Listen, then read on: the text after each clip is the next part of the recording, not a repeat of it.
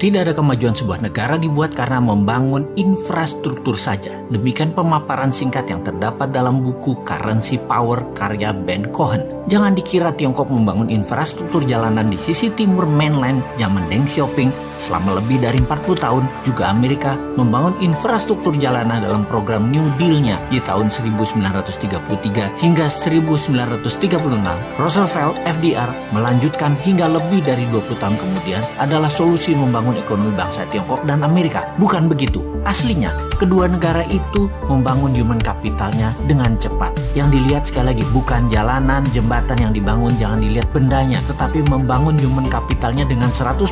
Bahan material membangun infrastruktur, mulai dari pembiayaan, tenaga kerja, desainer, semua tenaga lokal dari Tiongkok untuk Tiongkok, dari Amerika ya untuk Amerika, demi negaranya masing-masing. Setelah bendanya jadi, human capitalnya jadi skillful. Itulah kalimat di atas terucap, tidak ada kemajuan sebuah negara dibuat karena membangun infrastruktur saja. Kalau fisiknya dibangun oleh negara lain, desainnya dibangun oleh negara lain, uangnya oleh negara lain, teknologinya dari negara lain, materialnya dari negara lain, itu membangun apa? Disinilah kita harus memfokuskan di dalam membangun negara ini secara sesungguhnya. Pembelajaran rakyat Tiongkok tidak berhenti di situ. Terus berlanjut di mana misalnya di tahun 1980-an ada jutaan orang Tiongkok belajar ke seluruh dunia dan terus dilanjutkan hingga saat ini. Kalau tahun 1933 dan 1936 New Deal-nya Roosevelt terlihat membangun infrastruktur, maka tidak akan sempurna jika dia tidak melakukannya dengan yang namanya Operation Paperclips. Operation Paperclips adalah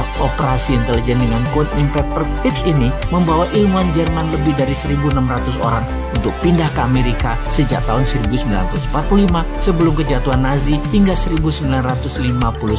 Sampai dua presiden setelah FDR, yaitu sampai Truman dan Eisenhower, Amerika melakukan human kapitalisasi besar-besaran yang lokal dikembangkan potensinya maupun yang menghijack dari bangsa lain dengan imbalan uang dan kenyamanan kehidupan yang makmur di Amerika. Inilah kemudian yang membuat Amerika di tahun 70-an mulai menunjukkan kejeniusannya bernegara. Apa yang dilakukan Amerika dengan MMT-nya Michael Hudson, yaitu melepas emas sebagai underlying dolar, alias dolar dicetak tidak lagi berdasarkan emas tetapi berbasis proyek produktif dan hutang, termasuk hutang ke negara lain.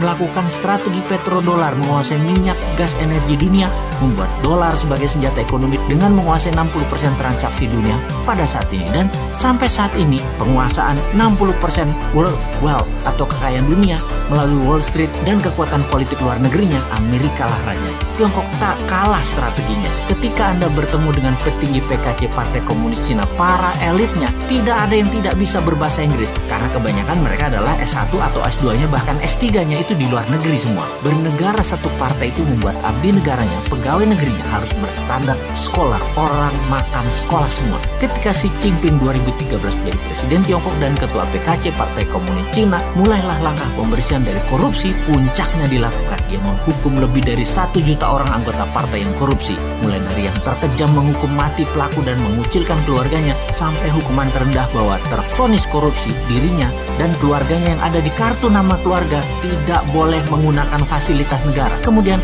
masuklah manusia-manusia terbaik Tiongkok menjabat. Lalu dia mencanangkan BRI, Belt Road Initiative. Mulailah Tiongkok melakukan ekspansi keluar setelah 40 tahun membangun ke dalam. Kolonialisasi 5.0 berbasis bantuan ekonomi dengan produk Tiongkok, uang Tiongkok, SDM Tiongkok dimulai. Negara yang lemah pemahaman nasionalisme, kuat pragmatis dan beraliran populis, pasti kemakan strategi Tiongkok yang punya strategi yang memang berlawanan dengan kampret Amerika yang pakai jalan preman. Makanya hard power Amerika menjadi terlihat buruk dan soft power Tiongkok tidak terbaca sampai sumber daya alam suatu negara habis. Harusnya kedua negara tersebut, yaitu hard powernya Amerika dan soft powernya Tiongkok, hanya bisa dilawan dengan smart powernya New Mind. Gak seimbang nih perang atau warfare lawan Tiongkok dan Amerika kalau bernegaranya ala old mind yang beraliran populerisme dan tidak terlalu nasionalis, lebih miring ke oligark, ke globalis dan kekuatan besar dunia lainnya. Kalau New Mind ngelawan pasti karena beda bernegaranya.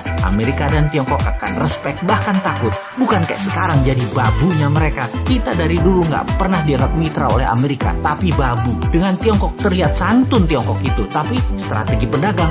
Kalau ada maunya mereka itu ngeri deh. Tiongkok kalau lihat peluang untuk kaya dan sukses, mereka jago dah di dalam menjilat dan bermanis-manis lambe kepada siapapun. Jadi yang ke depan kita harus lakukan adalah benar, human capital kita perkaya ilmu sainsnya dengan mengirim pembelajar 10 juta orang ke luar negeri dalam 5 tahun ke depan, lalu bubarkan semua aturan yang ada dalam birokrasi serta perizinan untuk usaha. Tidak ada izin apapun untuk berusaha kecuali berdagang dan berbisnis barang berbahaya dan strategis seperti dunia aviasi, kesehatan dan jasa keuangan, lalu produksi senjata serta mineral langka juga berharga. Itu yang baru ada izinnya. Yang lainnya bebas.